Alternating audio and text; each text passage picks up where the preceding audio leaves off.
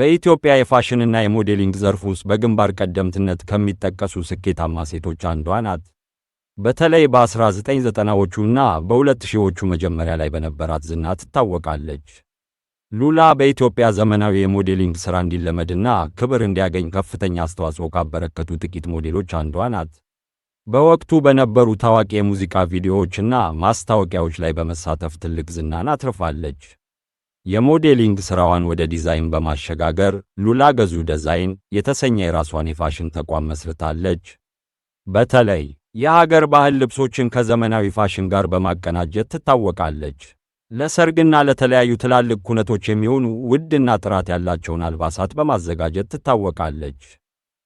ቀደም ሲል እንደተጠቀሰው ከፊልም አዘጋጁ ቴዎድሮስ ተሾመ ጋር ትዳር መስርታ የነበረ ሲሆን አንዲት ሴት ልጅም አሏቸው።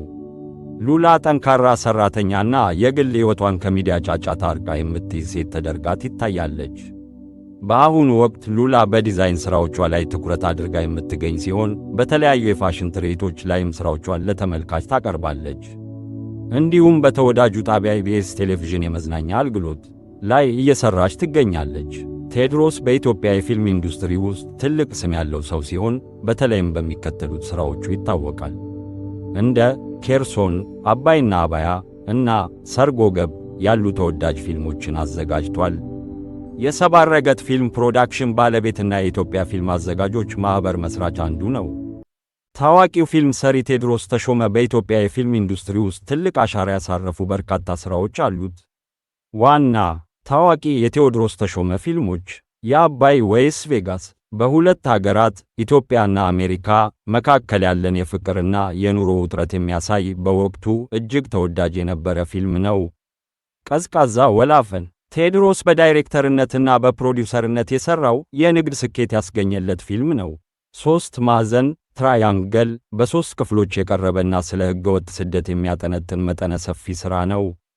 ቀይ ስህተት የደርግን ዘመን የቀይ ሽብር ታሪክ የሚዳስስ ታሪካዊ ፊልም ነው። ትንቢት በሀገር ውስጥና በውጭ ሀገራት የታየ የጥበብ ሥራው ነው። ፍቅር ሲፈርድ የቀድሞ ሥራዎቹ አንዱ ነው። ሰማያዊ ፈረስ ሌላኛው የሚጠቀስ ሥራው ነው።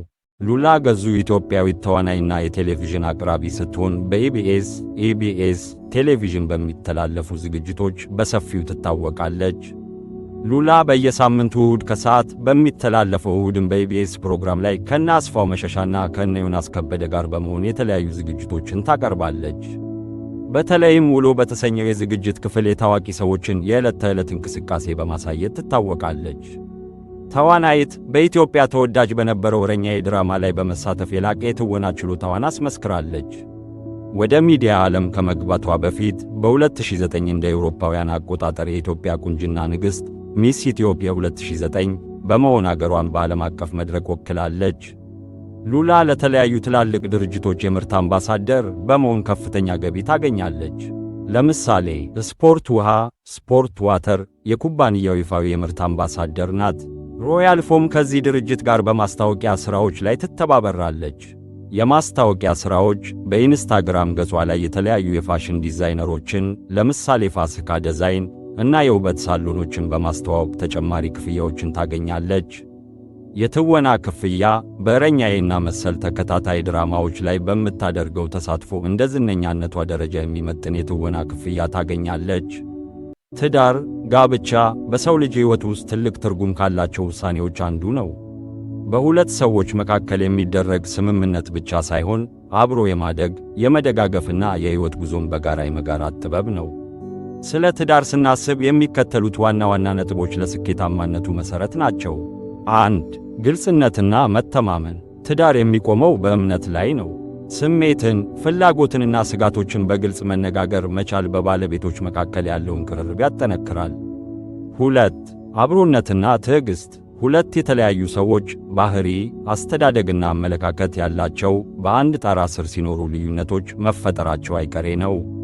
እነዚህን ልዩነቶች በትዕግሥትና በመግባባት ማስተናገድ የጥንካሬ ምልክት ነው።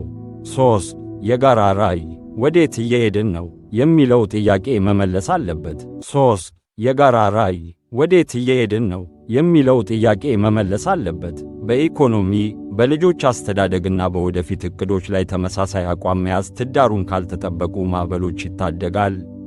ትዳር ማለት ፍጹም የሆኑ ሁለት ሰዎች ጥምረት ሳይሆን ሁለቱ ፍጹም ያልሆኑ ሰዎች እርስ በርስ ለመደጋገፍና ለመተላለፍ የሚገቡት ቃል ኪዳን ነው። ለተሳካ ትዳር ጥቂት ምክሮች። አድማጭ መሆን፣ ከመናገር ይልቅ የባልደረባን ስሜት በትክክል ለመረዳት መሞከር። ይቅርታ ማድረግ፣ ቂም መያዝ በትዳር ውስጥ ያለውን ሰላም ይመርዛል።